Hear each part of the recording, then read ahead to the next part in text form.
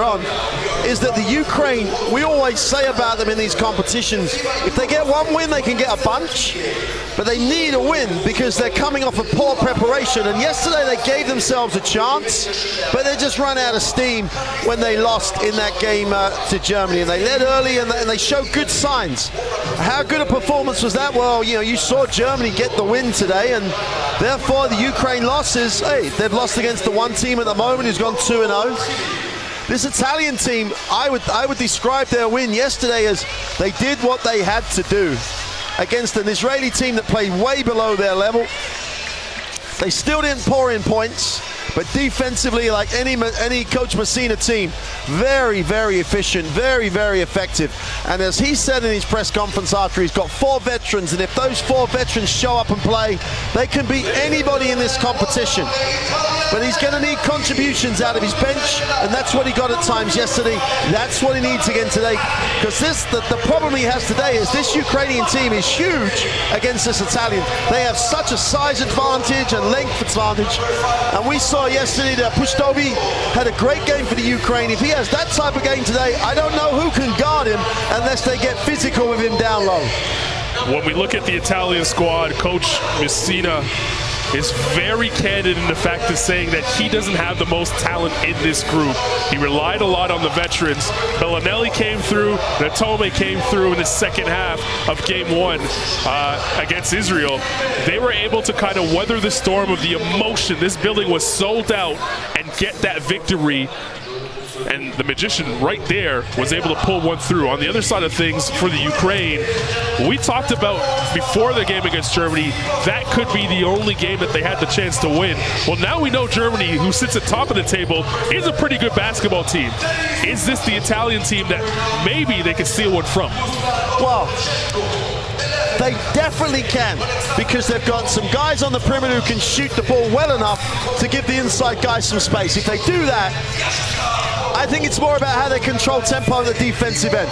They've got to rebound well and run when they can, but I think they're inside. The inside is the answer for Ukraine. Get it in there and make Italy foul you, make Italy stop you. Yeah, we were talking about Pustovi, the long length that the Ukraine had, and when they showed parts of brilliance in the game 1 against Germany was when they were using that length and leaking out, getting out an open floor, scoring some points that way. There you see Coach Musin. He has his team ready to go. We will stand and pay respects to these 2 great nations with the national anthems.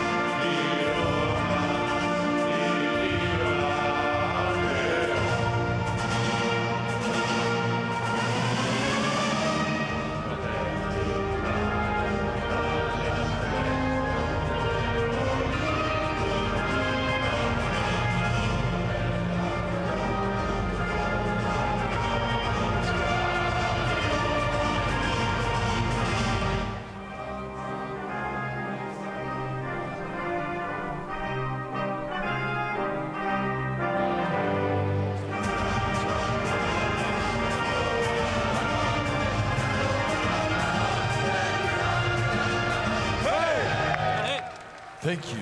And now for the Ukrainian national anthem.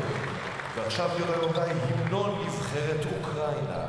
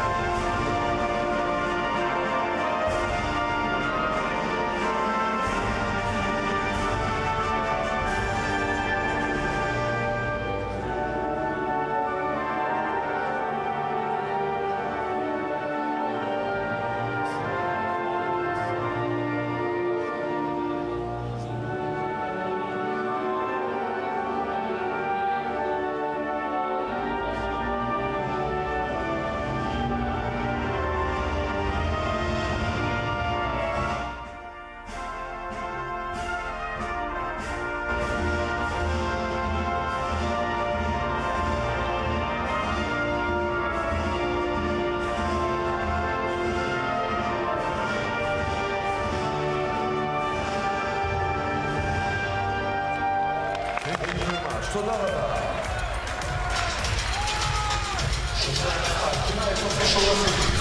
Moments away from the opening tip here in Tel Aviv, Israel. We welcome you to Group Reaction Match Day 2, Game 2. Italy and the Ukraine. Italy winning Game 1 over the host Israel 69-48 in that one. But that scoreline really doesn't show how good they were that day as we take a look at the three officials for today's matchup.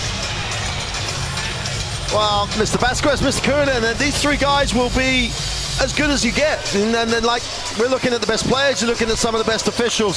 You make a great point about Italy's performance was, to an extent, almost underestimated in its level, because you can't really talk about how well this roster did against the home team to keep them to under 50 points. Yeah, Israel didn't play as well as they could, but that's because this team played so well defensively. And at times Bellinelli got going and he was quality. At times Tommy got going, they were quality. And in this starting lineup, built around really Niccolò Melli with the way that he has risen as a player. Marco Kuzin can't be underestimated. Coach talked about him last night, about what an effect players like him have coming to the national team. Like most opportunities you have, talk about the players who are here. And this Italian team well executed the game plan defensively. They're going to get better in rhythm offensively. So it's a tough ask for this Ukrainian roster that I still think has the talent to win a game. I don't know if they have the belief. Alexander Mashula is so important because out of the four guards they have in this rotation, he is the out-and-out point guard that leads the team, but it's the inside players that could get the win. Kulchenko needs to do a job at the forward spot. Kravtsov needs to perform. He's got experience, he can score, he will have size advantage. He needs to get the ball in areas where he can operate. If he tries to receive it too far away and is asked to do too much, the quickness of this Italian defense will take him away from what he wants to do. Ukraine have a huge opportunity for a win. One lineup change for the Ukraine. No Alexander Lepovi, who was the starter and for the most part in the pre-tournament build-up, one of the main scorers. He will start off the bench. Mashula, the Tomi, the spotlight players. Wow, you got a EuroLeague champion at Tomi, and you saw what he was like in the second half yesterday. Once he got going, you made the point yesterday, he wasn't happy. He came out, got himself ready to perform. He performed in that second half, and Coach Messina made the point, took him to the press conference after the game yesterday. He leads this team in so many ways, as does Bellinelli, and don't underestimate the impact of Daniel Hackett. But Mashula, for me, if he can play 30 minutes, and if he can be as effective as he can be, Coach Muzin might give himself a chance to win. And what will that do to this group? Throw it absolutely wide open for the top four spots. Well, we're expecting no team to go undefeated. Germany has won here on match day 2 in the first game that we saw, defeating Georgia and looking quite impressive in doing so. And there we see the great Coach Popovich, Greg Popovich, of course, of the NBA San Antonio Spurs, 5-time champion, actually sitting right in front of us, enjoying today's game. He's probably checking out his assistant, see if he's coping under the pressure, you know? and there is his assistant. Yeah, there's another great coach, and Coach Ettore Messina always seems to find a way to get the best out of his teams in these type of moments. Well, right from when he was in Treviso with Benetton through to his time at CSKA Moscow, this guy wins. This guy not only wins, he wins big. And I think the most important, he always knows how to get the advantage. Always knows how to exploit the advantage over the other team. And really just until the other team comes up and answer, he's like the dog with a bone. He ain't gonna let it go. He's gonna keep pushing it. Italy will be wearing their blue uniforms. Ukraine in the whites. As we get set here for game 2 on match day 2. We're lucky enough to have a thrilling contest in the first game. Hopefully this one lives up to the hype as well. Ukraine going from left to right on your screen. Italy will go from right to left. Kulchenko into the lineup, number 5 in white. He did not start last game. Lipovi did. He comes off the bench now. Well, you just got to work harder to create angle. If they're going to front, you've got to create an angle for the pass. And you've just got to work hard off the ball against the defense that's going to take you out of what you want to run. Here's Hackett. Nice spin, takes it to the 10. Daniel Hackett had a quiet game offensively in game one, but that's a matchup he could explode down low in the post. Well, they're going to play one-on-one with him in the post. Just go to it because there's no help. Too easy. Kratzov down low. He made the nice move, couldn't finish, and Italy comes away with it. Wow. Hustling to get back into the picture. Will he get there in time for a Melli three? Too strong. Kelchenko pulls it down. Kelchenko driving to the rim. That's 2 layups that they missed due to Ukraine. And they're starting off the way they finished game against Germany. Could not score. It seemed like there was a lid on the basket on that end of the floor. Someone or something has got to spark this team. It's more, now it's almost becomes a mental thing. Bellinelli. Hackett pulls up for 3. That's too strong. Mashula, who you bookmarked to have potentially a big game here, or needs to have a big game on the rock now. Tries to go behind the back looking too cute. Lucky enough that it knocked off the foot of Kusin, and it will remain on this side. Well, you get a replay of the Hackett going to the hoop with no help. It's like a drill. Just, drop step to the baseline, get it off the glass. No challenge. Way too easy. Yeah. Zatsev.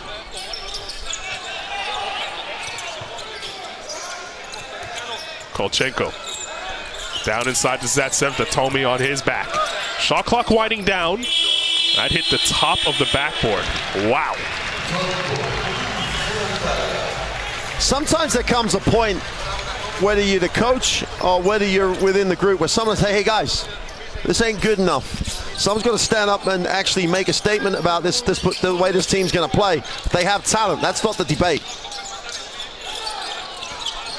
Maybe someone's got to make a defensive play. Someone's got to come up strong with something. Bellinelli, who was hot in game one, had that one rattle in and out. He finished with 18 in the game against Israel.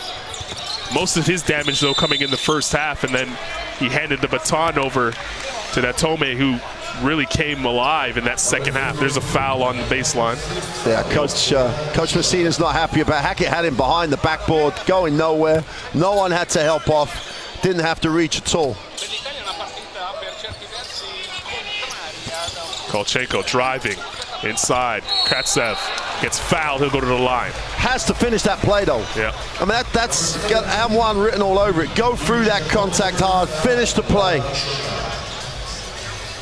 You have a size and a physicality advantage here. Italy already pick up their second foul because they're going inside on that one. Get some momentum. Get something that's going to get you working at both ends of the floor. They did use their size early on against Germany in game one. Just weren't able to sustain it throughout the entire game, and then they went ice cold from the field. And now it seems to be the other way around. They're ice cold to start and finally break it with some free throws. Maybe just seeing the ball go through the basket can start to tick things over for this Ukrainian team. Absolutely.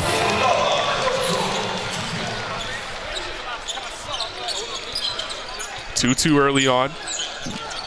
Here, match day 2, game 2 for these two teams. That's Tomei.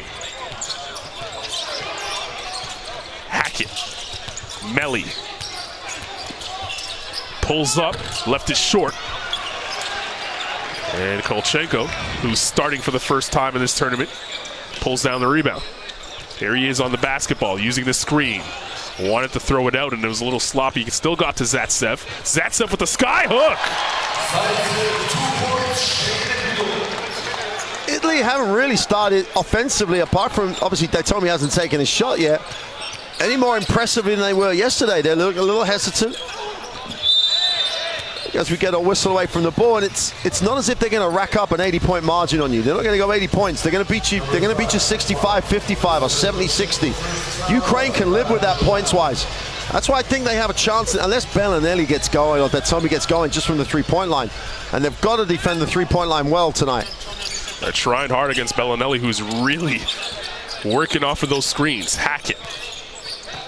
The kick to Bellinelli. That Tomei comes off the screen, and they say the foul before the shot. Postavanov, I think, with a hold, but it was him, his first. 6:30 to go in the first, and it's Italy with 4. You had a 4-2 down margin. It's pretty much the same tempo as the Israeli game last night. Coach Messina knows he hasn't got the horses to run. So the Ukraine have a real shot. Hackett on the screen, roll, doesn't use a screener, doesn't use a roller, but finishes on his own and puts it in. That's a great sign with that Hackett getting 4. His ability to attack the basket twice has brought dividends. So he's had a better start tonight than he was yesterday individually. Oh boy, it's a tough one. Dribbling it off your own foot, Kolchenko, the victim there, as you see the Hackett play. See Kolchenko, another guy that plays a lot of minutes in the Ukrainian league. He's used to starting, he's used to putting up numbers, averaging 14 points, 4 assists. It's just, if it's not going your way, it's amazing how it just keeps not going your way. Hackett can't finish. But as you said, you'd love to see him put his head down and attack the rim. Yep. Ratsov in the lane. Bellinelli got his hand caught in the cookie jar there to pick up the foul. We see the ball go inside as it looks like that Lukashov's going to come in early, but yeah, Mashula will sit for Lukashov. It's like when the ball goes inside, these guys on the perimeter have got to move. Everyone's standing still, watch it move, because if they do double down like they're tending to look like they're going to, he can kick it, but everyone stood still. Aradori will check in for the Tome.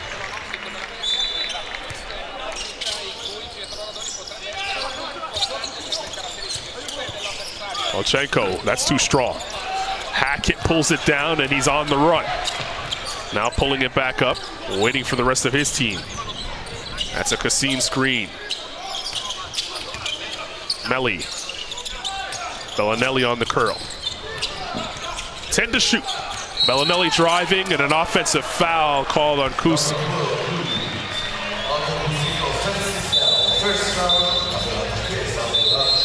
A little too aggressive there with the screen. Not a bad acting job either. Yeah, I'm not really sure how else Kusin could have set the screen. He was in he possibly started to move too quickly, therefore there was motion, but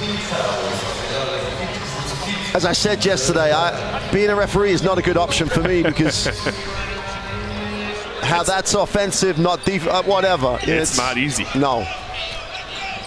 Boliga checks into the game for Italy. Number 6 in blue, replace Kusin. And he was big yesterday. He's one of the few guys on this team who can protect the ring. Oh! The rim might need a little protecting if Kratsov's coming down the lane like that.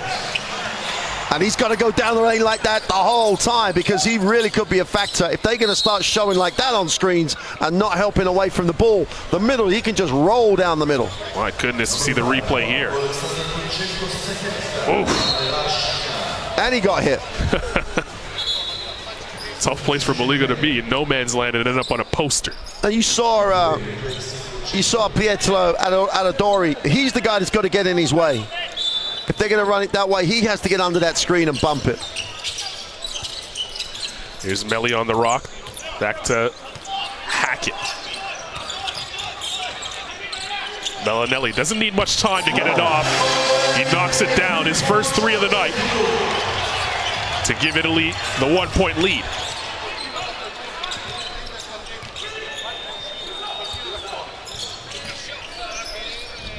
Lipovi's first time in the game and touching the ball. Had some big scoring nights for the Ukraine early on in pre-tournament action, but if he can give him a little bit of that, finding Zaitsev on the bounce, I can get the offense going. They've just got to milk that inside. Until Italy come up with something that stops it, they've got to milk it, milk it, milk it, milk it. Well, that's pretty as Bellinelli gets in there with the one-hand layup. 5 straight points now for Bellinelli, quickly. Lipovi. Tough pass to go over the top of Bellinelli. That's good defense. It's great defense by Bellinelli because he had position in front and he just would not give it up. And again, everyone else is just not moving on the perimeter for the Ukraine. But that's just solid, great defensive play by the veteran. Hackett sits with his 4 points early on. Gives way for Falloy. Falloy had a decent game in the first game off the bench for Italy. As Bellinelli fading away. Thought he got hit and were looking for the foul, but no whistle coming. Offensive rebound and fresh 14 for Italy. Bellinelli, Baliga for 2. That's way too strong. That's way out of his range in terms of his normal. That's not where he's looking to score his points from. Lepovi. Lukashov. Pats have wanted it down low, but they couldn't get it to him. Postovsvanov for 2. You got to love the post defense by Italy at the moment. Fronting the bigger man, a lot of activity on the person with the ball, so the pass is tough to see. Doing a nice job. Bellinelli has been aggressive here in the first quarter. And he's setting the tone offensively for Italy. That's 7 and counting for Bellinelli. Lukashov waits for the screen, uses it. Kratsev inside. That's a gorgeous pass by Lukashov. And you know that the Italians would have talked about their pick and roll defense. They would have talked about how to deal with a roll. And at the moment, it's a bit of a pick and roll clinic the way that the Ukrainian is running that option. Bellinelli tried to find Maliga. Good read there by the Ukrainian D. Lipovi finds Lukashov. Open for 3. Indeed! Ukraine starting to find the rhythm here. Coach Messina doesn't want to see it grow. Timeout on the floor. 15-11. Ukraine up with 2 minutes to go in the first quarter.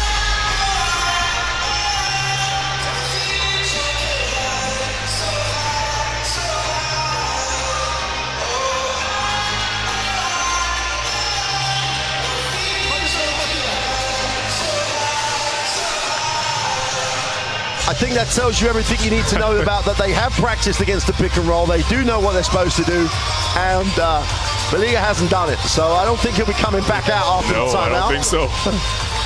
The thing, if it's about Bellinelli, if it's about Datomi, if it's about Nicola Melli, well, those guys, apart from Bellinelli, they haven't contributed. And they haven't found ways to get the Tommy's out of the rotation at the moment. They haven't got him coming off screens. I don't think that's necessarily because the Ukraine has done a great job, but they are staying at home on the perimeter. They are switching into the passing lanes, which is why Bellinelli's had the chance to get to the basket. But once they get, the worst thing about a Ukraine team like this is, at some point, there's no fear. They'll be able to play without pressure, and then on top of that, they'll believe they can win this. And then they become a dangerous team because they have got guys who can knock the shot down. But as we've seen so far, they've got guys who can be destructive on the inside. Well, they got the big win against Israel in front of a packed house here in Tel Aviv Arena. And most would expect them to walk away with a victory today, but anything can happen in this Group B. Aradori. That told me for a deep 3. Indeed. It's the first time, screen away from the ball, he comes back to it. Defense slid underneath thinking they would be fine. He just separated and got his feet set. Yeah, I think you got to switch or chase and make him put it on the floor. Easy set from here. Lipovi behind the back. Ofachenko. Shot clock winding down. He traveled before the shot. Shot wouldn't have went anywhere near the net anyway. Good defense by Italy. You like to see action coming out of a timeout. So they get the Tommy with an open look, and then defensively, that's as sharp as they've been the whole game. Get a violation. Timeout has a huge effect. It's a 1-point game. Falloy using the Melli screen. Baldy Rossi checking into the game. He's a late addition to the team. That's his first shot today, too strong. just flew in days before the tournament started and only saw maybe a couple minutes in game one. Wasn't really needed in the victory against Israel. He has the unenviable task of trying to hold down Pastovi, who is a tall tree. Picks up the foul there. And you can see the philosophy here. We'll play him quick. We'll try and be quicker. We'll try and get in front. We'll try and make him work hard to catch. And when they've done that, the Ukraine, because they don't move very well away from the basketball at the moment, are finding it really tough to make the passing angle good enough to feed the block. Pastovi at the line in a penalty situation. Knocks down the first.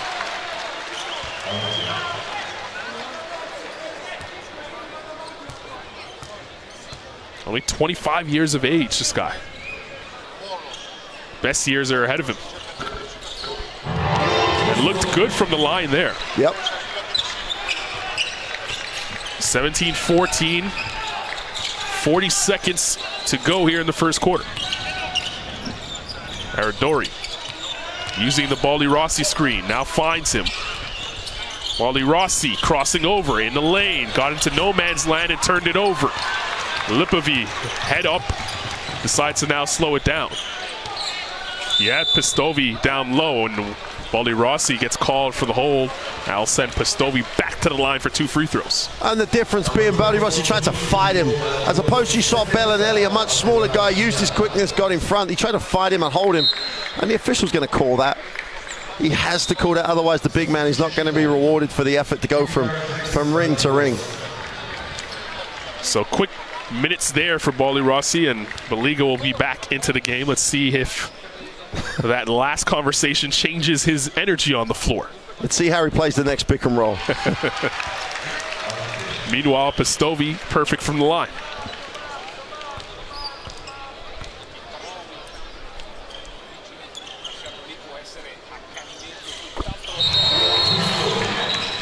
Gets them both. And the Ukraine will now go sub here for this last possession. Shot clock turned off. Italy could hold for the last shot in the first quarter. As Falloy looks up, and he'll be watched by Lipovi. Baliga waiting, now sets the screen. Rolls hard, Aradori driving inside, uses glass beautifully. Well, Baliga did a great job just sealing off the middle. The help couldn't come. And they get the layup to finish with the play to close it to 3. The Ukraine found the stroke here in the first quarter. They lead 19-16. You're watching EuroBasket 2017.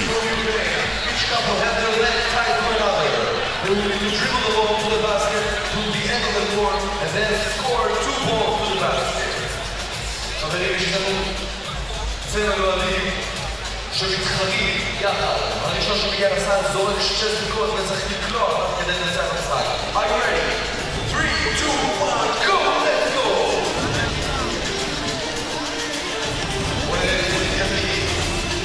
ברגע שמגיעים לסל אפשר לספור, צריך לקלוע 2 דקות.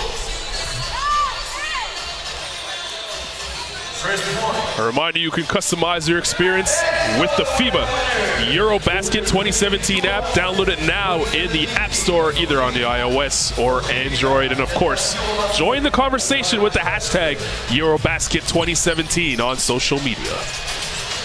Well, you saw the stats. The intriguing one is no trips to the free throw line for the Italians at all. And over a period of time, those inside options for the Ukraine, it mounts up the pressure on the inside. They had 6 trips to the line and lead the game by the 3 points. They played well in patches yesterday. It's about how well they can maintain it against an Italian team that will just keep doing what they do. And they're 3 down without really a lot of help from Datomi, without a lot of help from Melli. Hackett started aggressively and Bellinelli got going. I still think if Ukraine gets to 70, they win the game. It's that type of tempo of game.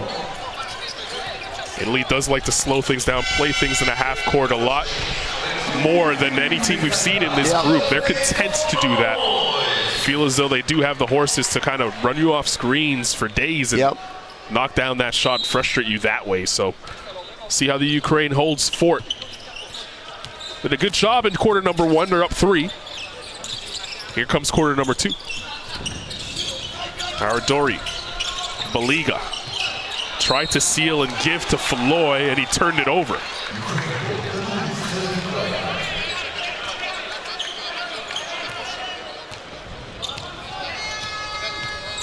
Lukashov crosses the court.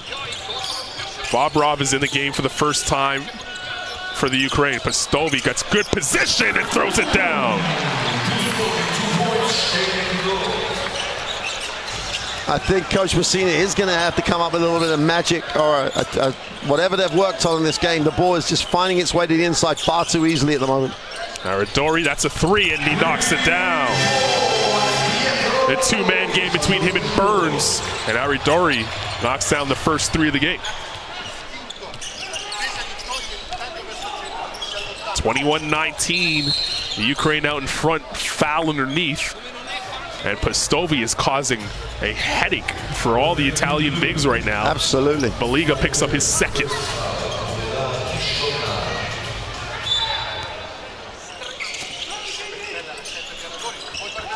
Check that, they call that on Burns, so that's Burns' first foul. They're looking to post Pastovi again, and Baliga's really having a tough time. Nice pass, Bobrov alone. Natome fell asleep, and Bobrov made him pay. And again, because they won't leave Pastovi at home, there's no help. Nice read, great IQ, find the option, easy layup, and at the moment, Ukraine going down the gut of that defense every single time. 78% in the paint. Baliga coming to set the screen for Floyd. Steps into a three, in and out.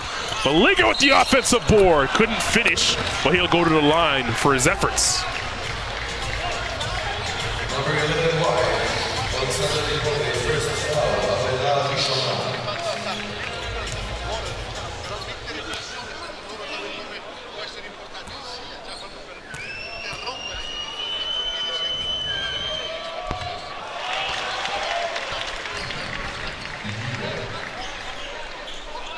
Baliga at the line. Didn't score much, but affected the game with his energy on the defensive end in game one against Israel. Seemed to have earned him a little bit more playing time here in game two. Went 1 of 2 from the line there. Palming violation on Avchenko. I would have to see it again because he mishandled, but I didn't see him pick it up with 2. I didn't think so either. Turnover nonetheless. And the Italians look to chip away at the lead here. They can tie with a 3, get within 1 with a 2. That's Floyd for 3. Indeed! Right in front of his bench.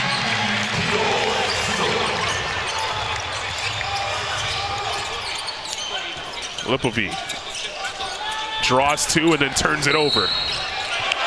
Bobrov gets called for the foul. It's an unsportsmanlike, and it will send Natome to the line for 2 shots. Now, we've seen this all tournament long, and for the fans that really don't understand, Mark, explain what they see here. Here you see, like, there's no way that is an action to the ball, because he's behind him.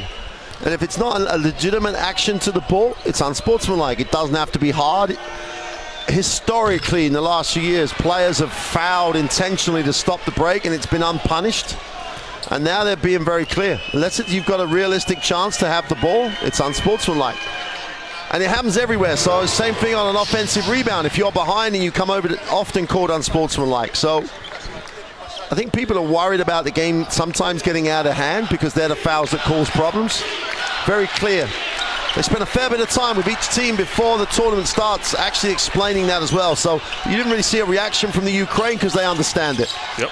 Coaches understand that too because they've spent a lot of time hearing that. Baliga tried to go over the top. Pastovi, no go there. Konya, Pastovi! A little hang time for the big man. You've got to reward the big man when he runs the floor. Give him the ball. He's worked hard for it, and great finish. And he's a good athlete. He can run the floor really well. There's Baliga. Aradori, that's a 3. No good. Baliga skying inside. Wow. Tough layup. And that's why Coach Messina singled him out for comment as well. His energy level, he's not supposed to do that in this tournament with the size he's going up against.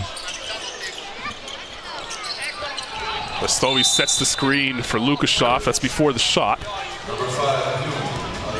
Falloy will pick up the foul. That's his first. And we look at Pastovi getting up above the rim.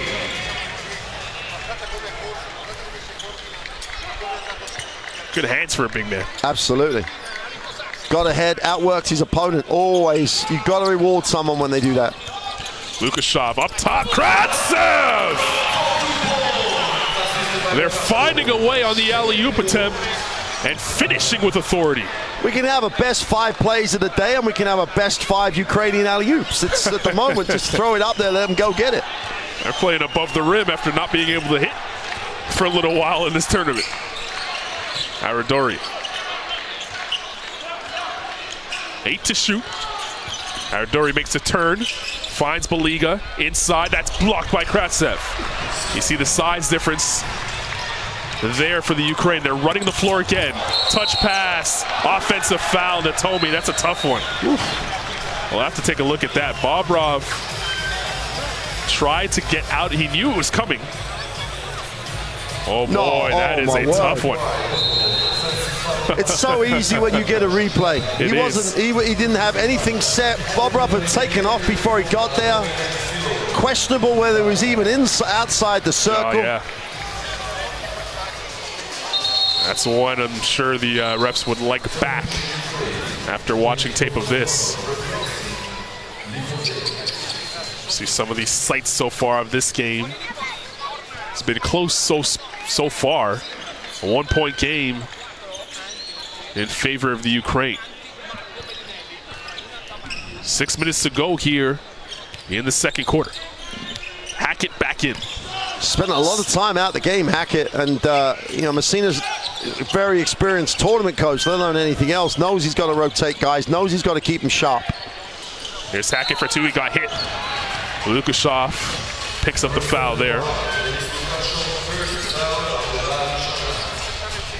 Well, early on we saw Hackett going to the basket a little bit more, now looking for his own shot. Something we did not see from him in game 1. He's come out much more assertive in this game. He attacks the basket, looking for his own shot. He spent most of the game yesterday distributing the ball, getting other people involved. And don't forget, he went for that period where Bellinetti was so hot, all you had to do was throw it anywhere near him, he'd catch it and score. But Hackett knows he's got to keep this defense honest. He's got to attack it when he has the opportunity, but he has to make his throws. Yeah, he missed both of them. Spent his last season at Olympiacos, 4 points, a couple of assists per game in 20 games for Olympiacos, and a bad turnover there. Just miscommunication between the Ukrainians.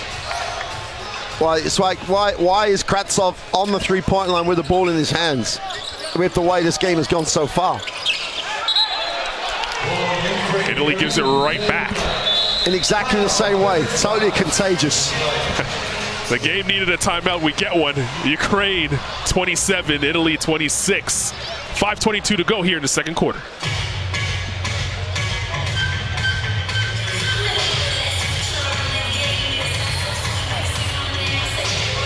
Sometimes when you're in this situation, you wonder, Ukraine have found a way to really make Italy struggle defensively. Low post up or a deep pick and roll. And then 3 possessions later, they're not running it.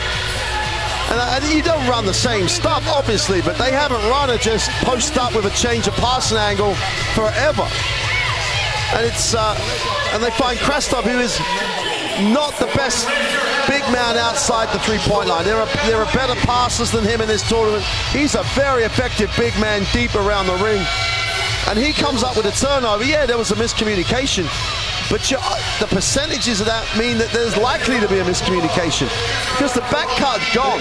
He'd already back cut. He didn't read it because that's not what he's strong at. He's strong at a lot of other things. He's strong right here. And if he plays right here, then he's going to be very effective. And he just says, throw it up there. You know, I'll go get it. They found the success has the Ukraine with the pick and roll. And Kravtsov with 8 points so far in this game, a lot of those dunks. Let's see if they continue to pound it back inside against An Italian team who doesn't match them in terms of size. Masula back into the game for the Ukraine. There's Kratsov again, way out in the deep end of the pool. Masula wants to give it to Kratsov now, does. 6 to shoot, Kratsov gets his man in the air, powers through, can't finish, but he'll go to the line for 2. And there's, he's good enough on the dribble to do that. He's going to be disappointed again. He's not looking at an and 1, but hey, this is what I'm good at. Give me the ball down there. Don't ask me to do things that I'm not good at. That's all relative, obviously. Against most people in the world, he's good out there, but in this level, it's not his strength. Free throw rattled in. And what he is, he's a pretty solid free throw shooter. He's one of those big guys that if you foul, he's going to make a good enough percentage that you have to at least respect his offense. So far, he's 100% from the line in this game. He's in double digits scoring-wise with 10. Lead back up to 3 for the Ukraine. Melli. He's been anonymous, hasn't he? He's only just come back in the game, but for a guy who thrives on activity, thrives on action, boards, being involved, has got nothing going so far. He had 10 rebounds in the last game. You can't rebound when a guy's hitting shots like that. Marco Bellinelli knocking down a 3 to tie the game back up.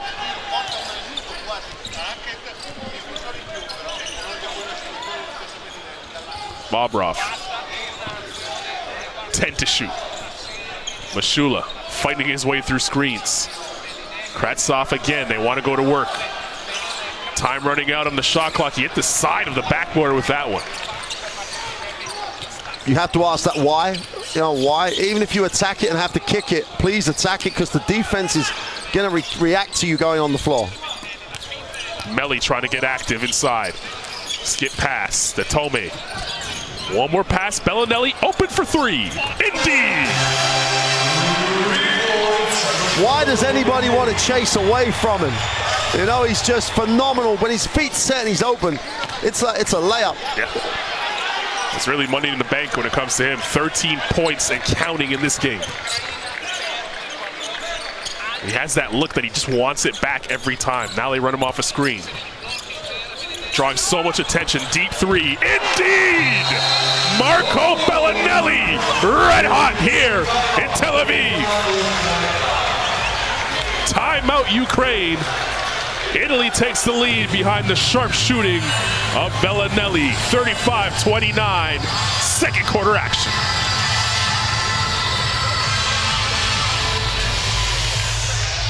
And there's the case in point. The Ukraine have a way to score, they have a way to play that's effective. All of a sudden they go away from it.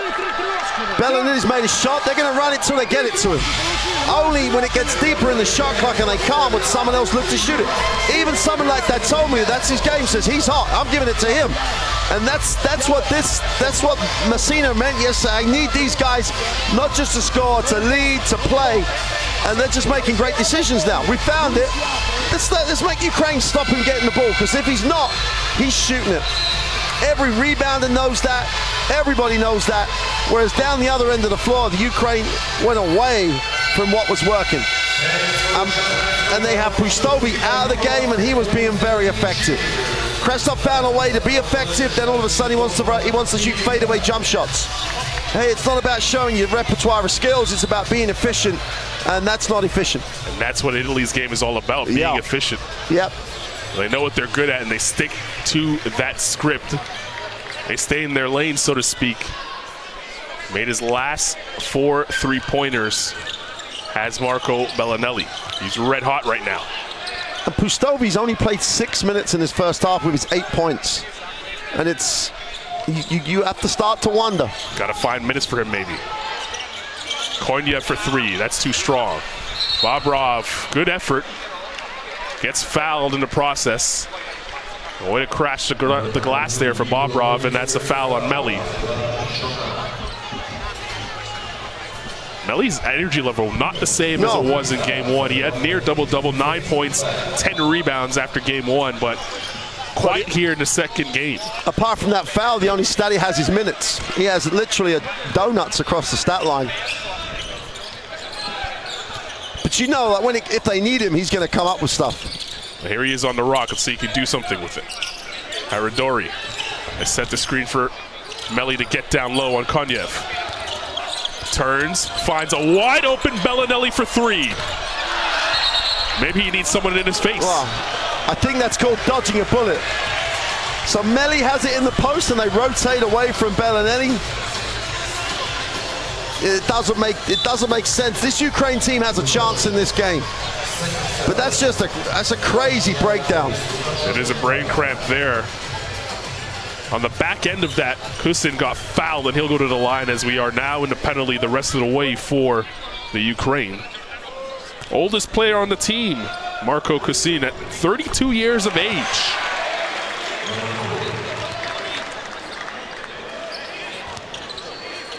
He was one of the guys that left the team and came back to the team when the injuries happened. And he just wants to play for his national team like you'd hope everybody does. And he's just putting in a shift again. Starting for this team so far on this tournament. And just doing his job for the team in blue. Lukashov over the top, Bobrov got his man in the air and then stayed put. Kratsov way outside his range, the offensive rebound there by Konyev. Konyev going to work on Aradori. Nice move, can't finish. And the Italians come away with the board. Wow, there's definitely a lid on the hoop. It's a 21-10 second quarter for the, having said the Italians weren't going to score, they've had a 21-10 on the back of Bellinelli shooting. And it happened rather quickly. Melli gets doubled, looking for some help. Kusin flashes. Aradori needs to put it up with 2 on the shot clock. They won't get it up. They do. No, they say shot was after the violation.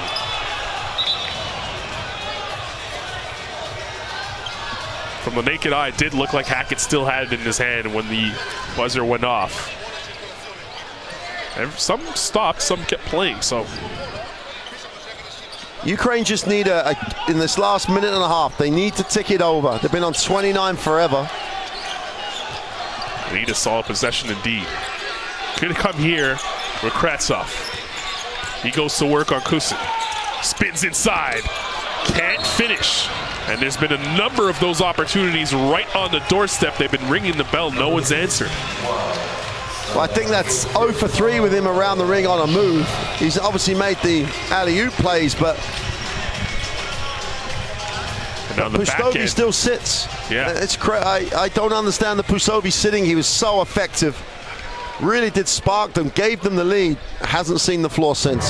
Then on the back end, the miss, and then you get the foul, which sends Kusin back to the line again for 2. This is the first.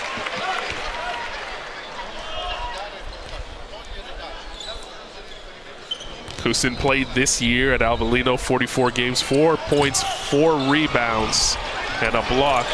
He'll go to Milano next. And another foul underneath that will send him back to the line.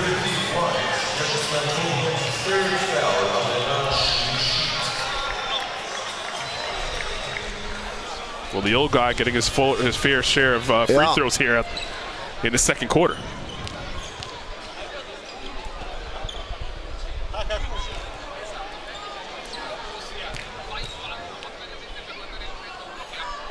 First throw falls. Push it to lead to 9. Well, Kusin, for all his whatever age now, he's at the veteran stage. Going to be playing EuroLeague basketball next year. He's got that move to Milan, and you can see why. He'll just give his role up for the whole team. Definitely a solid big, and I'm sure someone that any team in the world would want. Bobrov forced his way to the basket. That was sure will that time. Yep. First time they've gone to the block effectively. Obviously, Klastov had the chance early in the previous possession. They've just got to keep going there. Bellinelli, that's a tough pass. Still found his way through. Kusin Plenty of time on the shot clock. They find Bellinelli wide open. Indeed. Another three from Marco Bellinelli. I don't know how he still finds himself open after being red hot in the second half, but he's finding a way.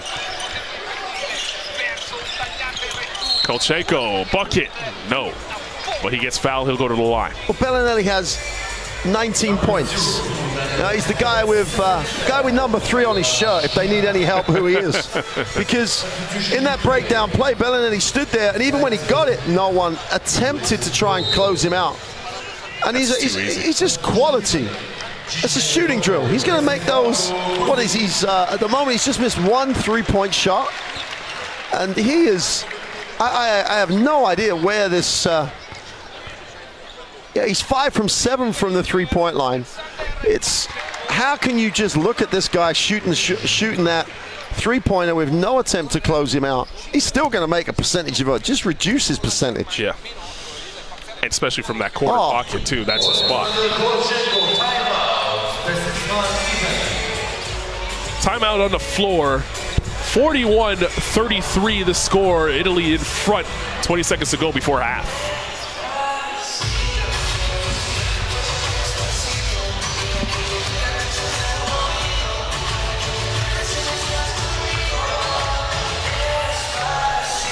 Well, Coach Messina will try and draw up to end the pass. As we've said on a number of occasions, teams finishing periods of the game, he'll want to come down the floor and get something he wants. Obviously, Ukraine have no fouls to give. I just find the 2 things I find intriguing, and it's Bellinelli wide open. Can we find out if someone else can score? He has half the points for Italy in this first half. And down the other end, Bustovi not seeing the floor, the inability to keep going inside. It's a strange situation, but the Ukraine still only find themselves 8 down. And it's by no means a difficult situation. The problem they have is that Bellinelli has 19. They told me he hasn't even had to take hardly a shot. He's taken 1 and made 1. Melli hasn't taken 1 because they haven't had to. So Messina has different options to come if he needs to go there. But at the moment, Bellinelli could be in for, even by his standards, a career night. Go back to what you said at the beginning of the game. It's not an issue of lack of talent because Ukraine has a lot of it. It's just simple mistakes that if they were to clean up, they could be in the lead here.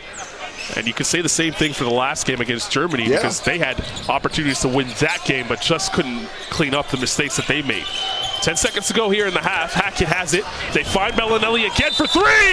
He gets fouled. He'll go to the line for 3 shots. He is just using the screen but like a clinic.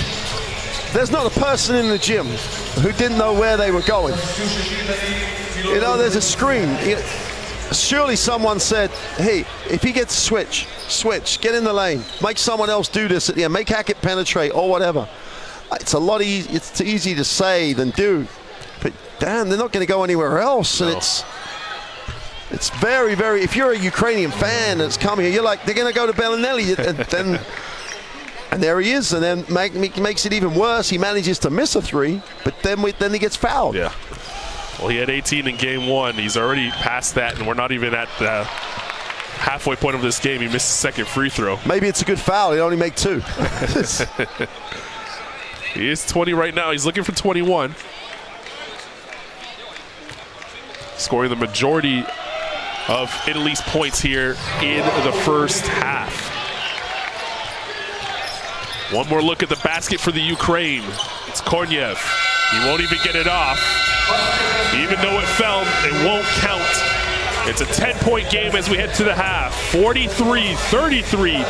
Italy in front here in Tel Aviv.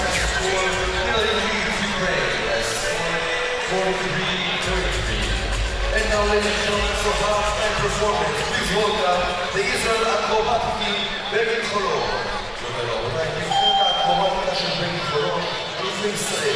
Well, those stats are even more frustrating if you're the Ukraine. You've shot the ball really well, your percentages are good, yet down the other end of the floor you've been let's just say you've been a little bit naive, if that's the nice way to word it. Every other of these stats is going to be fine. It's just going to be a 3-point percentage for Bellinelli that has given Italy the opportunity to lead by 10. And it's one of those things. We talked about it in previous games, how well a team have been prepared to try and take a team away from what they want to run. Well, this is not, because Italy are getting the ball exactly where they want to get it. Yeah, they might go to Daytome if they can't get a shot there. But let's find out if he's going to go 5 from 7, as opposed to just let Bellinelli rack up numbers. He was just phenomenal. He's the reason they're up by 10. He's the reason the Ukraine are now down 10 and trying to get a win that they are more than capable of getting.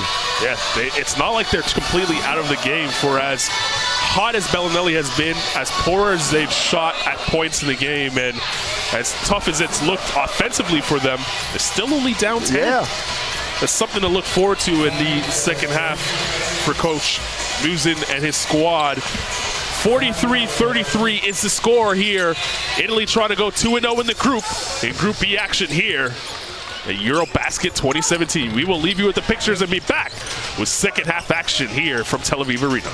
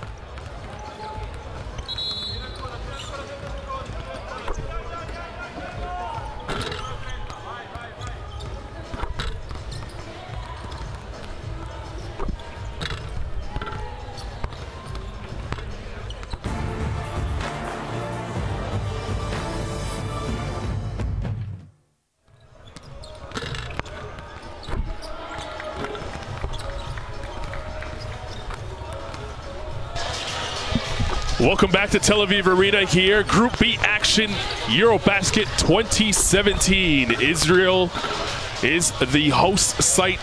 Italy and Ukraine in action right now. 10-point game for the Italians, 43-33 the score, and it was the Marco Bellinelli show in the first half. It's the Marco Bellinelli show inside out, because inside to start with, he put it on the floor and got to the basket. Outside, he had a cloak of invisibility is the only thing I can think of, because no one on the Ukraine team seemed to know where he was at all.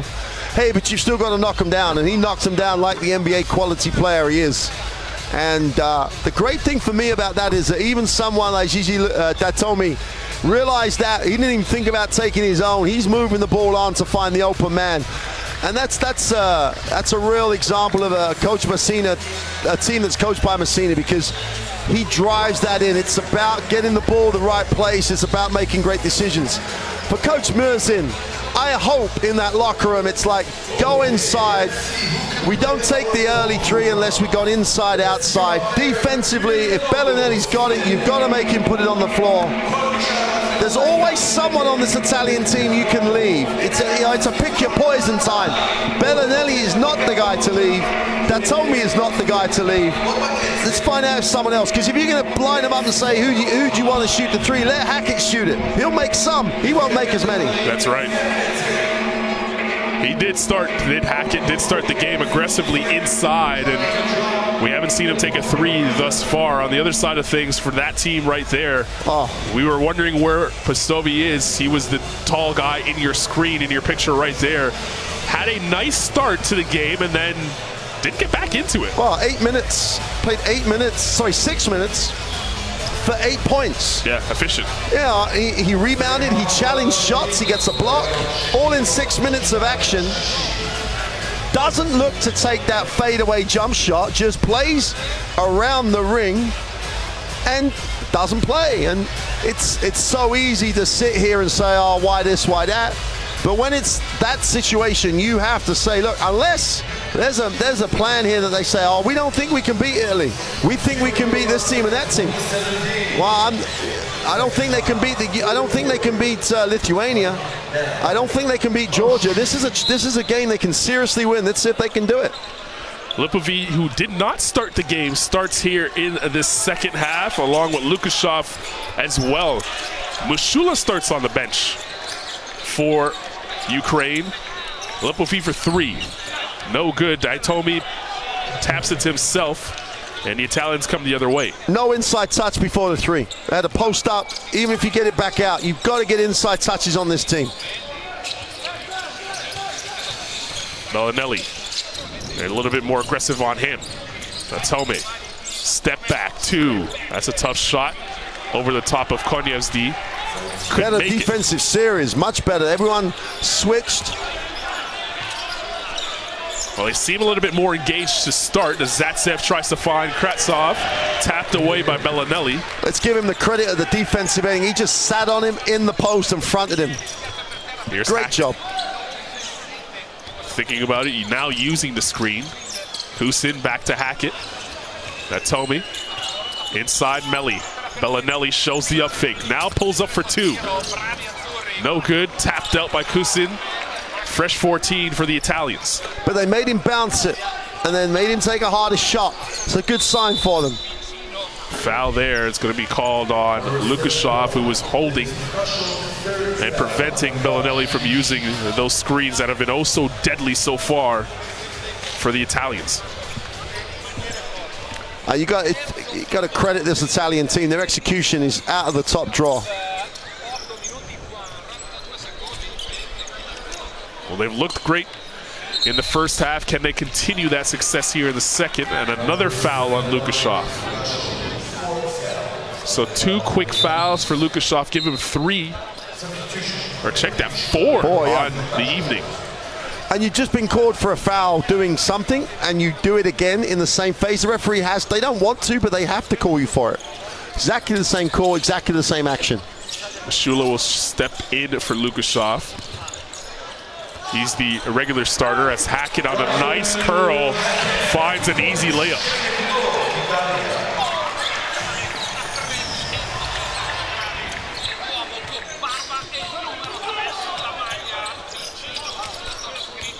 Konyev. Watched by Datomi. Kratsov, that's a tough pass for him. He still saves it. Shot clock winding down. Masula sees it, he'll launch the three. Indeed! And even though it's a bit of it's a prayer, you know, it's a last minute attempt to shoot it, at least they tried to go inside. At least they stayed active, and then they've still got a shot away. And they're 50% from the three-point line. Well, it's not as if they can't make it, you know? They've only taken 4, as we see Bellinelli miss a layup on the other end.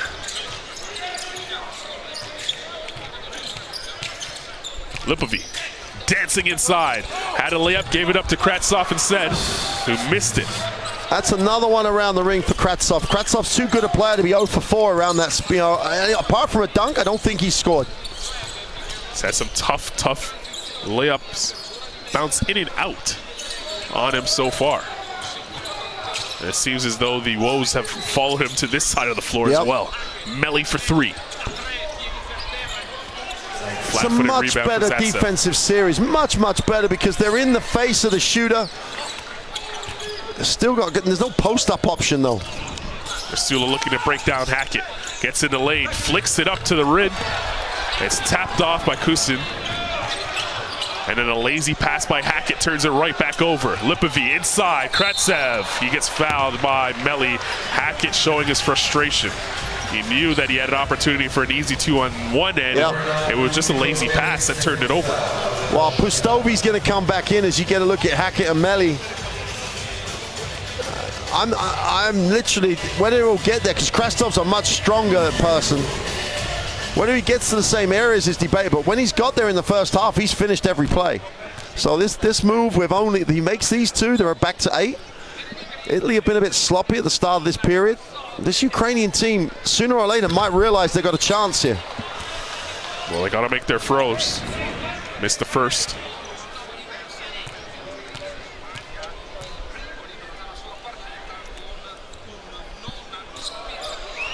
Kratsev knocks the second one down. He'll get subbed out now for Pustovi.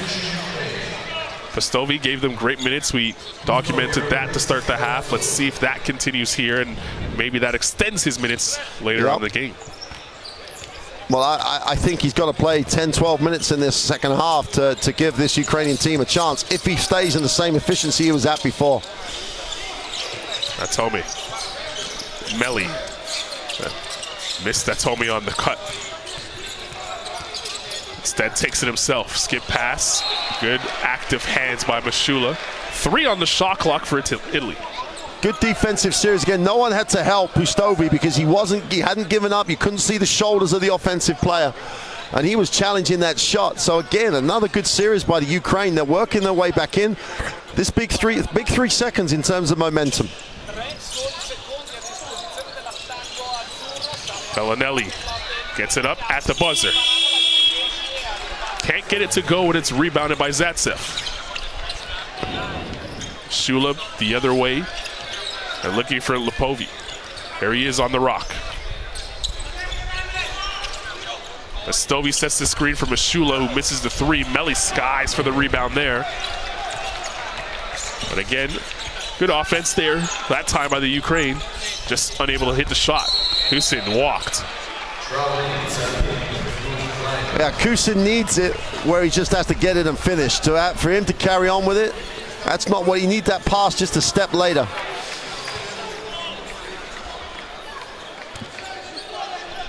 Well, they're getting the opportunity to stay in the game. They started down 10 to begin this third quarter, trying to chip away here on the Ukraine.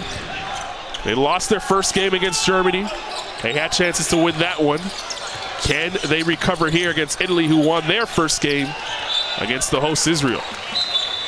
Melly with the active hands, knocking it out of bounds. Burns will check in for the Italians and replace Kusin. See, the thing with Pustovi, they don't want him, and they don't need for him to have to fight for space because he doesn't have that big shoulder, big base that he can hold his space for very long. If he gets inside, he needs it early, and he needs it when he's available. Lipovi pulls up, too strong, and Melly comes down with it. Tommy's been quiet here. in this game. Burns. Hackett on the drive. Here's Atomi. Pulls up with the floater. Splash. It's almost the last time he said we hadn't done anything. I said he hadn't done a lot. Curls makes it through. You say he's quiet, gets a little floater. He's eavesdropping here on the conversation on this side of the floor. Pastovi's been in the game for 5 possessions now. Has not had a sniff of the basketball. Even if he throws it straight back out, he's got to get a touch. He has to touch the basketball for this Ukrainian team to get some balanced scoring. That last shot by Koniev went right out of bounds. Kolchenko, who started the game, now back into it. He replaced Lipovic.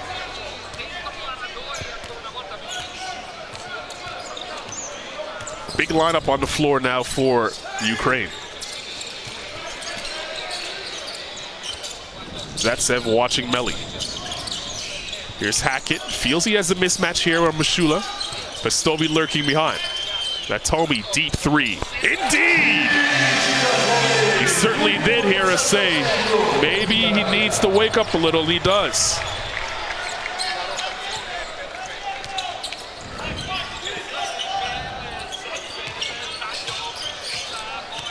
Zatsev driving in. They say no basket. Foul on the floor.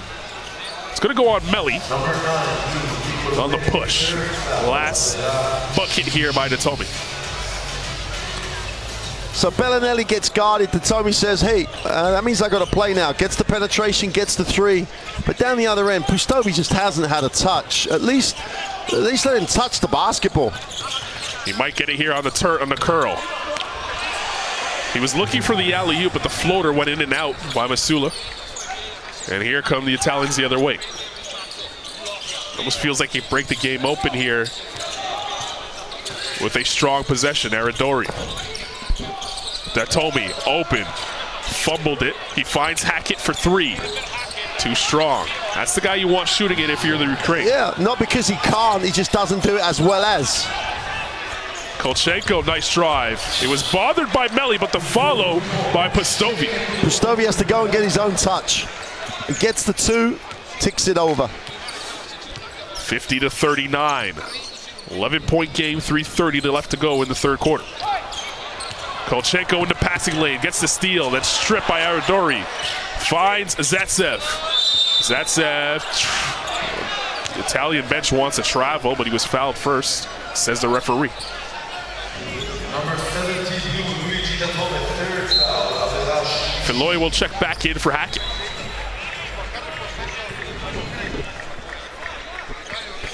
As we take a look at Datome, who's found the range here in the third quarter. Did the same thing in game 1 and finished with 16 points, 8 rebounds.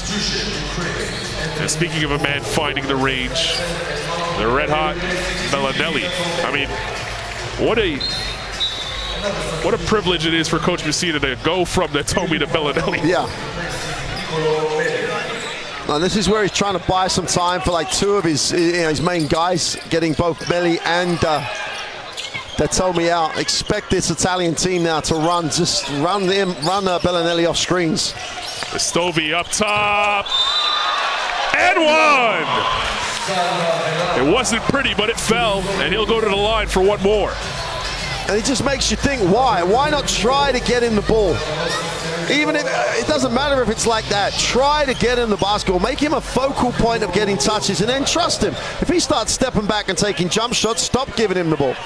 He doesn't go outside the keyway anyway. He is an answer here. He's an answer for the Ukraine to get right back in. They have to get over the hump. It's now an 8-point game. Get it to 5, and this game could go either way, and this blows the group wide open. Italy trying to go 2-0 in the group. Germany did so earlier on today, defeating Georgia. They're in complete control right now of their destiny as they look to try and get to Turkey for the knockout stage. Baldi Rossi for 3. His first 3-pointer of the game. You take it though, as long as Pustovi should have got a hand up on it. If he'd got a hand up on it, they make it, it's fine.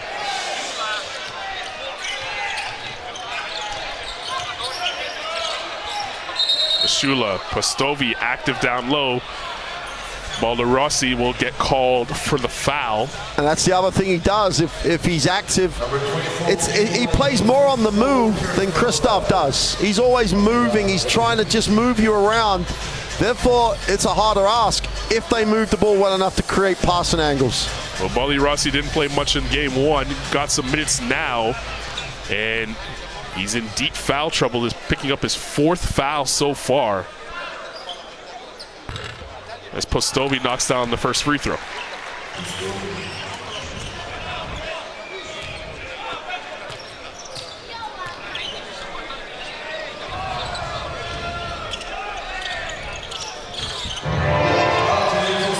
Goes 2 for 2 from the line for Postovi. Brings it back down to the 9-point game. Floy being hassled by Masula. Aradori goes to the paint. Good strip there by the Ukraine. Here they come the other way. Postovi with the seal. Goes up and throws it down. I'll say it again. The guy still only played 9 minutes. He has 17 points in 9 minutes and runs the floor better than any other big they have. Intimidating Floy there on the defensive end there. Floy thought he had a layup, and that window closed rather quickly when he saw the long arm of the law and Postovi come over, and they're going to call a foul on the floor before the drive. Mashula puts his hand up saying, "That's me." And that's not a bad foul. They have fouls to give because there was no help down the middle. We see the seal by Postovi, and Balderossi, who has 4 fouls in his back pocket, just let him go. I'm going to run from ring to ring faster than you, and I'm going to get rewarded. That's exactly what happened.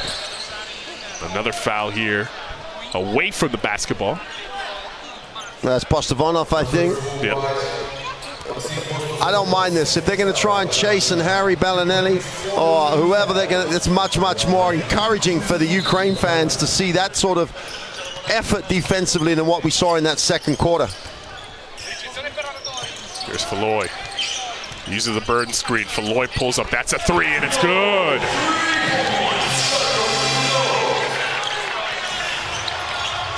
Floy now 2 of 3 from the land beyond. He has 6 points in the game.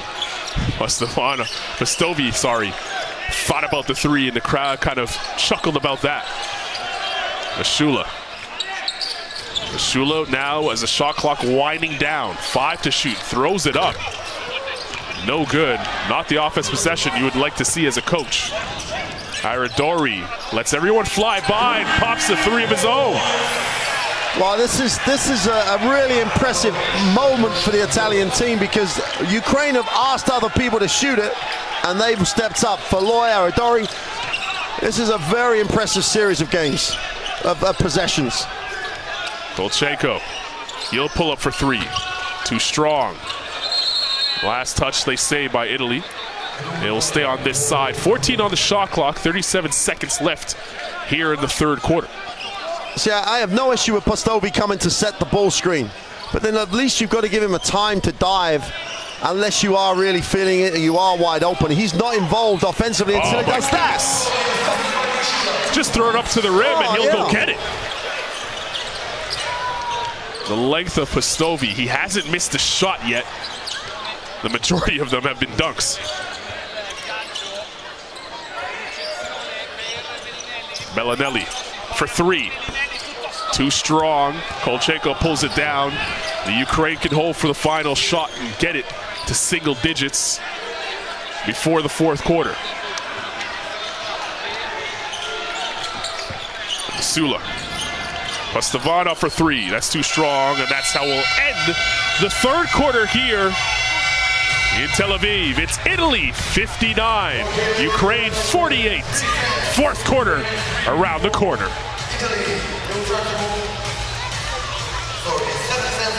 Will try to dribble the ball in the center of the court. They can disturb each other, and the last one continue dribbling the ball. We win the game. We have the first one out. Jeśli mogą usiąść za płuca, piszcie, jak trenera zawodzi z stymulem, jest szala, zbierać na naszej, że zaraz ma na zmianę. On jest naprawdę, że dużo szala.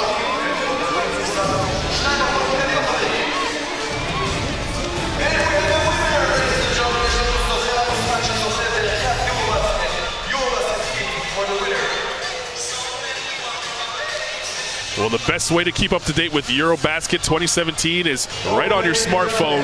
Get the official FIBA EuroBasket 2017 app. Download it now in the App Store on iOS or Android. And join us in on the conversation with the official FIBA EuroBasket hashtag. It is hashtag EuroBasket 2017 as we take a look at some of the plays here from the third quarter. It seemed as though every time the Ukraine would get close, Italy would hit them with some of those threes. Yeah, and it's not just Bellinelli, which is a good thing if you are the Ukraine. At least you've made someone else shoot. Like Detomi came alive for about 2 minutes and knocked down 5 points at a crucial moment. But the story for me and the Ukraine is that Postovi's only played 12 minutes. He already has 17 points personal. He runs the floor better than anybody on the floor in terms of the bigs. And they sat him, and they sat him, and they sat him. He got it back to 7 within the game. Now, Dori and everyone else have made some trees. Falloy's made some trees. But Italy are living outside the three-point line. Just knuckle down in this last quarter. Guard the ball on the three-point line. Force them to put it on the floor. May even go with both your bigs. Just if you've got one set in the pick and roll, you still got someone around the ring. This Ukrainian team still has a way to win this game. But this guy here, Messina's controlling the game in terms of how he wants it to be played. And this team are executing superbly. That was a 16-15 quarter for Italy in that third period. They maintain their lead as we start the fourth here. This is where they pulled away in game 1 against Israel. They really got off to a hot start to start the fourth. And they do here as well. Falloy from 3. But they have a nice, it looks like they have a nice rhythm now because they're moving the ball and sharing the ball. And Falloy, as we said, in the Italian league is a decent combo scorer. He scores from the 1 or the 2. Kolchenko steps in for 2, and he hits that. It's this end of the floor for the Ukraine. They can't let Falloy get his feet set. They've got to make him put it on the floor. Aradori. Can't let this guy get his feet set either. Exactly, same thing. Make everybody put it on the floor. Baldi Rossi, back to Bellinelli. Shows the up fake. And Kolchenko looked to close the airspace, but he was a little too aggressive in doing so. Picks up his foul. It's a full foul for him. 6 seconds on the possession as well. Again, It's just lack of discipline as we see the Falloy 3.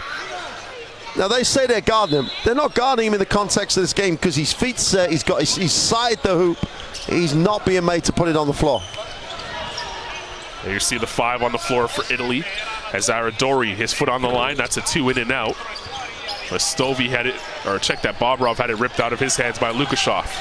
Lukashov really going to the rim hard. Falloy picks up the foul, and that's going to be 2 free throws for Lukashov. Good push by Lukashov. You know, he tried to turn the corner, got it going early. Well, they've banged him up since the first quarter. Every single opportunity now. The Ukraine can't miss throws. Every stop, they've got to try and get something in transition. Plenty of time to get back in the game. And Postovi needs to get touches. I don't care how to get it to him. He's got to have a touch. Good things have happened every time he's touched the rock. It's a 10-point game. Every time it seems as though they get close, though. There's a back-breaking 3 by Italy that extends the gap or keeps the gap to around double digits. This is one of those hump moments. If they can get a stop here and the next time they get it under. They get that stop that they needed. It's Kolchenko right down the paint.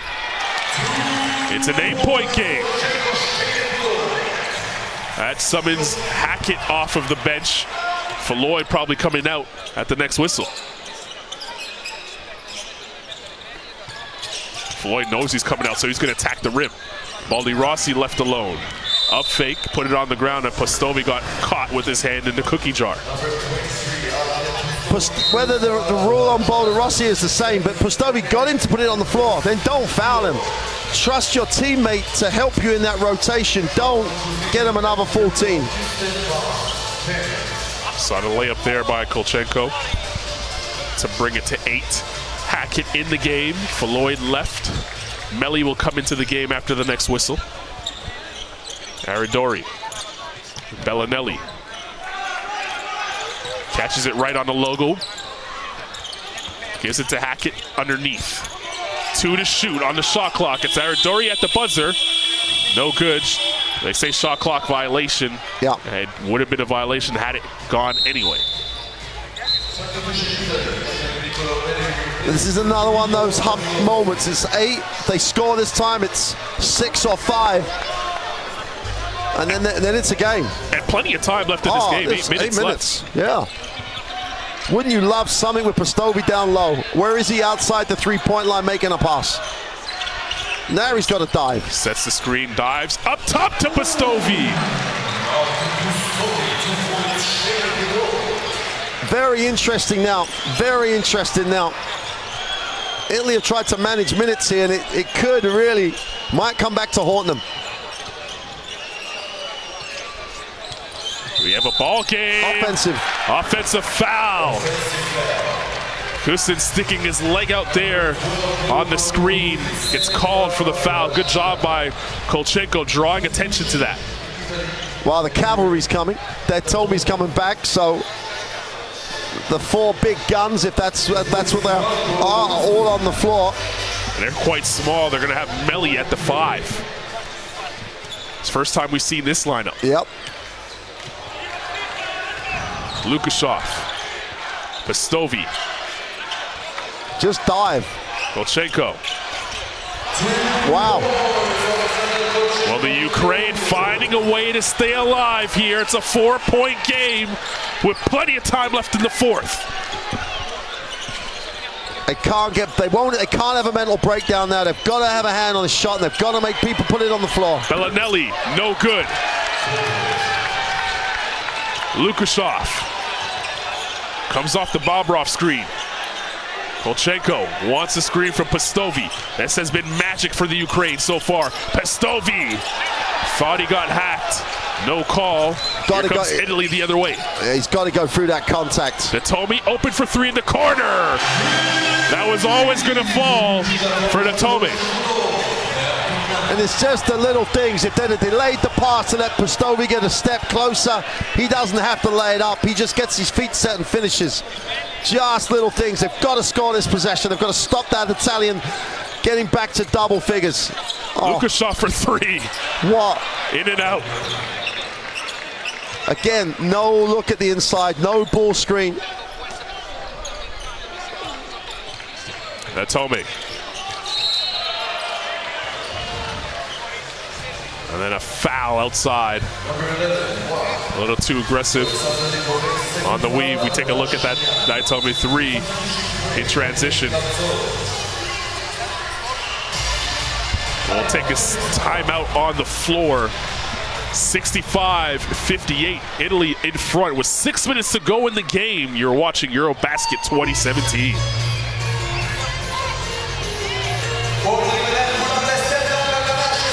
All they needed there was just one more possession. Coach Messina had the timeout in. They have Pistovi going to the basket. Just execute it with a little bit of control.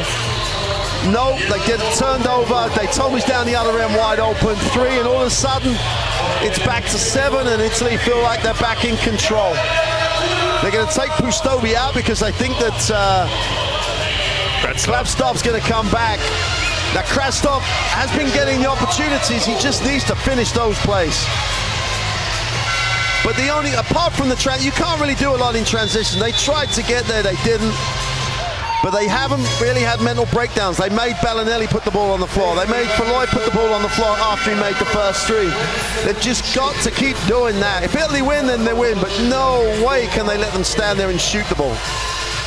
They've just been finding a way to get open constantly from behind the arc. And that 3-point shot has been a weapon for Italy so far in this game. Gigi Natome, 12 points, most of them here in the second half. He had 16 in game 1, and he caught fire in the second half in game 1, finishing with 16 and 8. Here he is again, doing this much of the same. And he's 56% from the 3-point line. This is the way Italy are going to have to play because they don't have the inside presence. Here he is again, Natome for 3, in and out. Melli tapped it up. Only white jerseys there to pick up the rebound. Let's see what Ukraine comes with out of the timeout. Povey. Lukashov, Kravtsov, and Melli has called for the foul. It's almost Kretsev is too much of a player in that sense. When he caught it then, if he'd have just gone baseline, he scores. But he catches it, looks for contact, catch it, score. Because Pustovi doesn't have those, he just catches it, goes straight up. Krestov, for me, is either going to make or break this game now. Can he come up with those finishes and give the Ukraine a chance? Because they're going to keep going in there. Well, they do have an opportunity right now to exploit something up front. Italy has big men in big-time foul trouble. Yep. Everybody of size has got fouls. Kolchenko, tough shot. Good defense there by Bellinelli. Everybody with big foul trouble inside has got bigs, and they take a tough two. It's a basketball IQ game for me at the minute.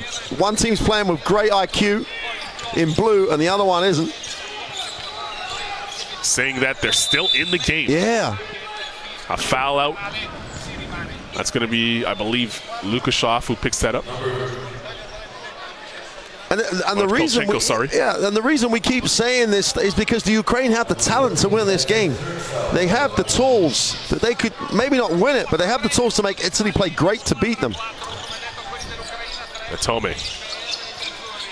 10 on the shot clock. Hackett takes a look, surveys the situation. Now diving inside, kicks it out. Bellinelli, Hackett. One more pass. Aradori step back three. Oh. That's tough. Well, that's almost a dagger, isn't it? That's almost a dagger. 10-point game reestablished. Tough shot. He's 3 of 4 from behind the arc. He's found the stroke. Kolchenko trying to answer, no good. Diving on the floor, body's hitting it. Lipovi thought about the three. Body still on the floor. Lipovi now takes the three, no good. And last touch by the Ukraine. Lukashov couldn't corral. Take a look at the Aradori step back. Ugh. And the only criticism, if that's the right, is that Kolchenko's got to get his hand up. It was a tough move, but he's got to get his hand up on it. But down the other again, settle for a three. No inside touch. Throw it in there and see what happens. It's been the story of the game so far. Still only down 10, but time running away from them. Bellinelli, no look pass at Atome. Atome to Bellinelli, corner three, no good. Flat-footed rebound for Kretsev. Kretsev wants to blow time to tie his shoelace. The ref says no, play on. He sets the screen instead and then gets called for the offensive foul. He's not going to be happy now.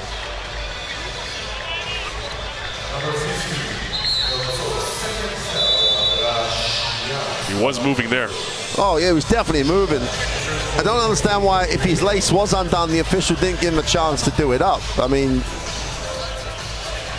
Well, he was asking the entire time up the floor, and then that gets compounded with the offensive foul. It's Italy ball nonetheless. 10-point game. They're looking to extend the lead here.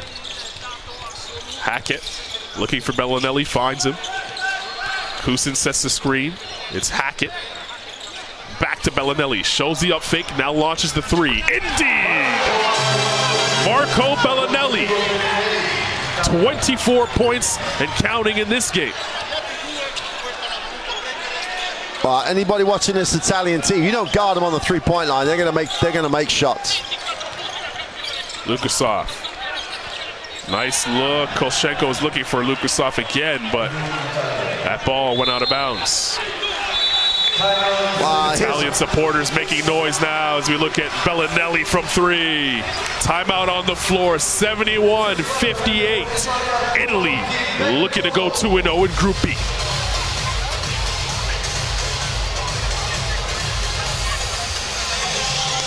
When Pustovi left the game, 62-58. And then they told me made the three after the Pustovi fumble off the side of the backboard. And then since then, it's no game. It's gone back to some strange decisions on the perimeter. Kostov is not the same type of player. It's an interesting dilemma for the team And I still think always, national team basketball, there are going to be moments when different players are going to have their time, because they're all good players. So it's not like a club where, you know, your bottom of your bench is, if we get quality there, we're fine. Any one of these guys should be able to step in. If this is Pustovi's game, he should be out there. And at the moment, you know, 19 points on 16 minutes.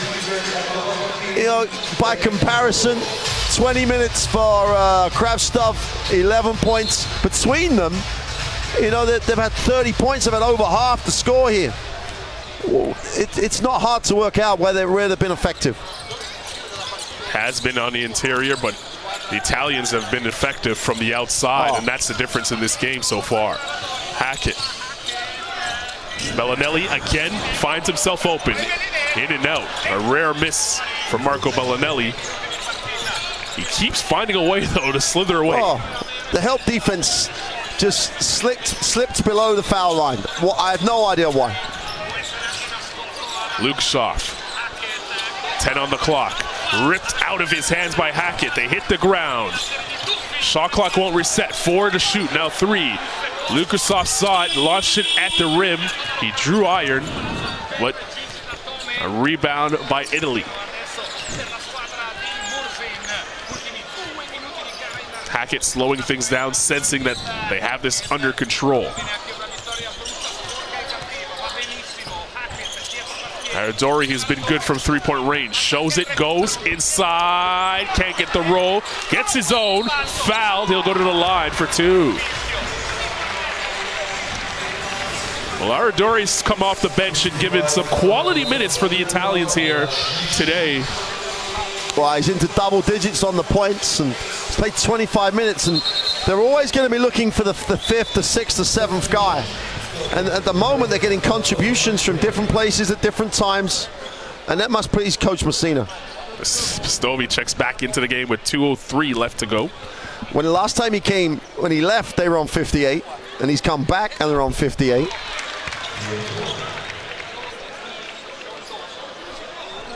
Coach Popovich of the San Antonio Spurs looking on with 2 minutes to go in the game. Aradori had 3 points in game 1 against Israel. He has 13 as he leaves the game and gets a good hand from the Italian faithful in front of his bench. 2 minutes to go in the game. Italy showing a little bit of pressure. Try to make sure that the scoreline stays this way with Germany winning today.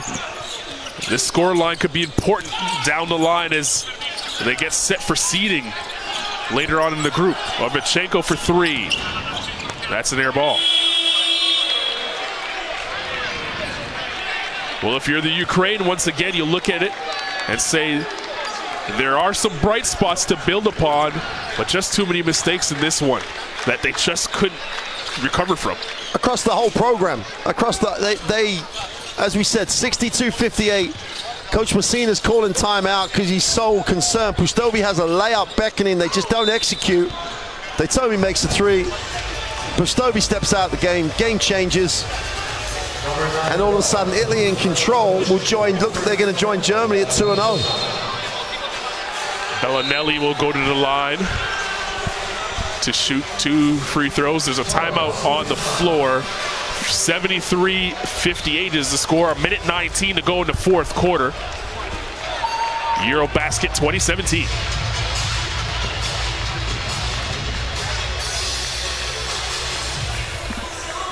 It's going to be post-game analysis by Ukraine. Should be what could have been, and it's not. 1 or 2 things. Just change 1 or 2 things. A completely different complexion. 2 from 12 from the three-point line, 16 from 30. You can take 30 if you're going to shoot 53%. And it's been an incredibly good performance offensively by Italy, except, as you can see from that free throw stat. But it's the scout's easy. That doesn't mean to say you can stop it. Let's extend that defense. Let's extend the zone. Let's match up on all their shooting spots, because I don't know if they have anything else to go to when it comes to the offensive end. It's not the Ukraine, when they chased them, did make it a 4-point game, did have momentum, but they just couldn't sustain it. Yeah. Just, if they'd have made the Postovi 2 just a little bit there and a 2-point game, Messina would have taken a timeout. Who knows? We could be looking at a completely different complexion on this. And after, in the analysis at the end, Messina's managed the game particularly well. No one's been overplayed. He's got contributions across the roster again. Bellinelli keeps his rhythm going from the 3-point line. Everything's looking great in the Italian garden. Yeah. Everyone back in action tomorrow. No rest day here in Group B. Italy will be playing Lithuania tomorrow. And the Ukraine will see Georgia in the first game of the day. It's going to be an interesting matchup for the Ukraine because Georgia, coming in off of a loss, they have the size to match up with the Ukraine, and that's the one advantage they've had in the 2 games so far that they couldn't exploit. And the worry you have for him in that game as Pustovi gets another 2 points is they may have Pustovi who's long. He doesn't have the physical presence to play in there. So, you know, if there's a game that Georgia would like to play, that's probably going to be a game they're going to look forward to get themselves back in a winning rhythm. 26 points today for that man right there, Marco Bellinelli. Gets the head from the crowd, and his former coach, Greg Popovich, looks on.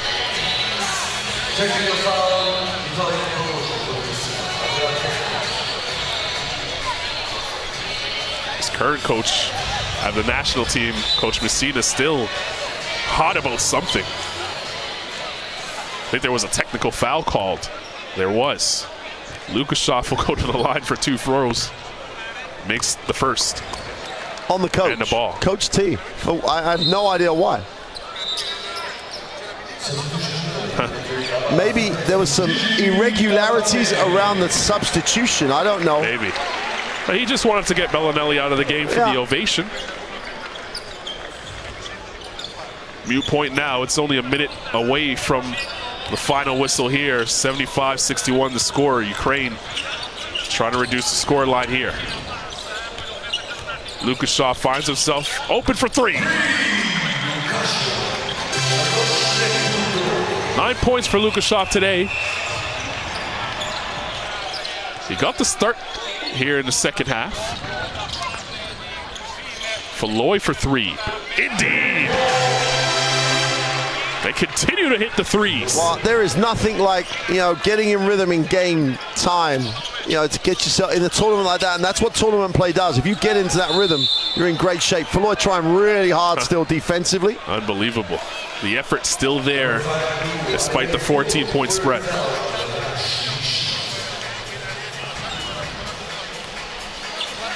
So Shinsalini and Abbas are getting their first minutes, so I think the whole roster's been in the game. Yes.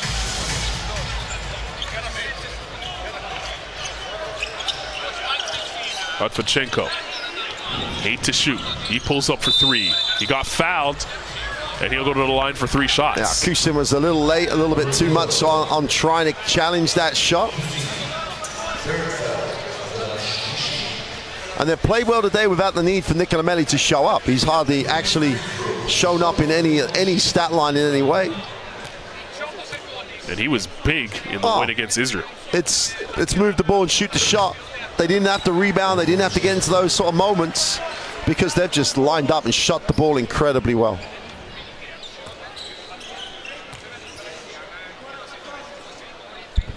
Otvachenko misses the second.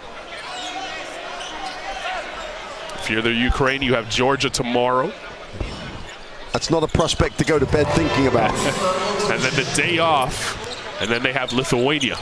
That's obviously a too easy game stretch for them that they're really looking forward to because they're the 2 biggest teams in the tournament.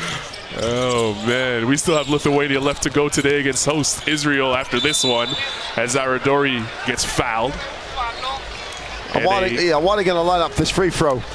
If you're Lithuania going into that, it's as a bit of an appetizer for this game. It's going to be a full gym. You know the Israelis are not going to play anywhere near as badly. And Lithuania coming off a loss, it could be a huge night in this group. It will be an exciting game. That's coming up next here in Group B. course, you can join us in conversation on social media with the hashtag EuroBasket 2017 to talk about what we just saw. Italy wins again. They're 2-0 in Group B. Marco Bellinelli was special today, and Coach Messina has his boys rolling. 78-66 is the final score.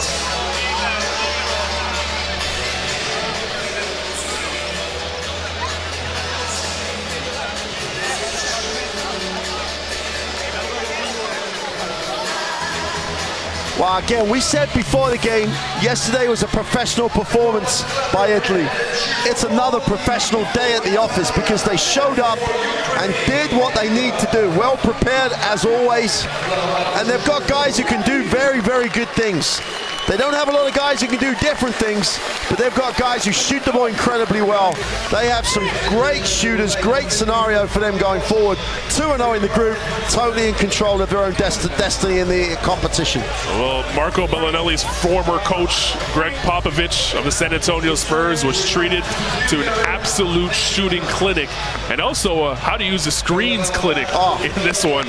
Bellinelli and Datome and Falloy and the like were able to use the screens, find their way to open threes, and not only find their way to open threes, but also make them. We'll see that on the stat sheet right now. And that's a great point. You know, you're a great shooter, but you got to get free. 55% from three. It's 31 threes.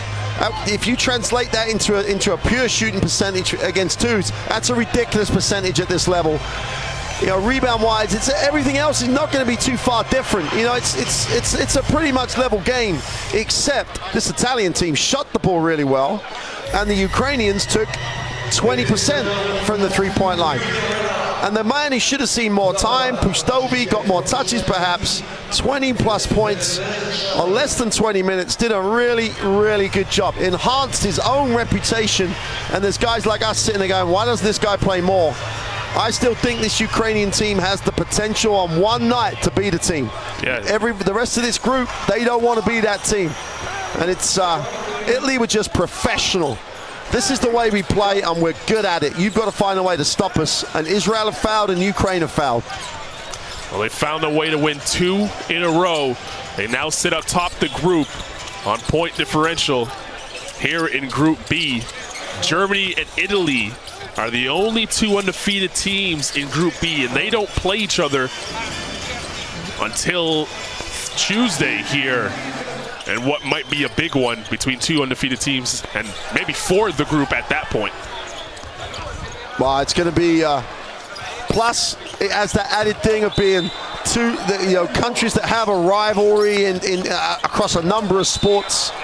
It's always a big game. It's always a meaningful game. It's going to have even more meaning about where the crossovers work going forward.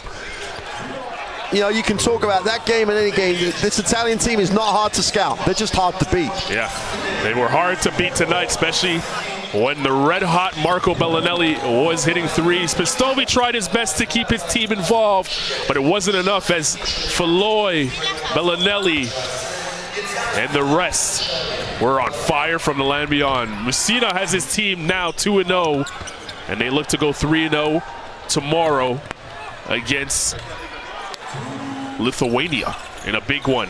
We will see you then. We have one more game here on match day 2, which is a big one. The host Israel taking on Lithuania, not far away. We'll leave you with the pictures. So long from Israel.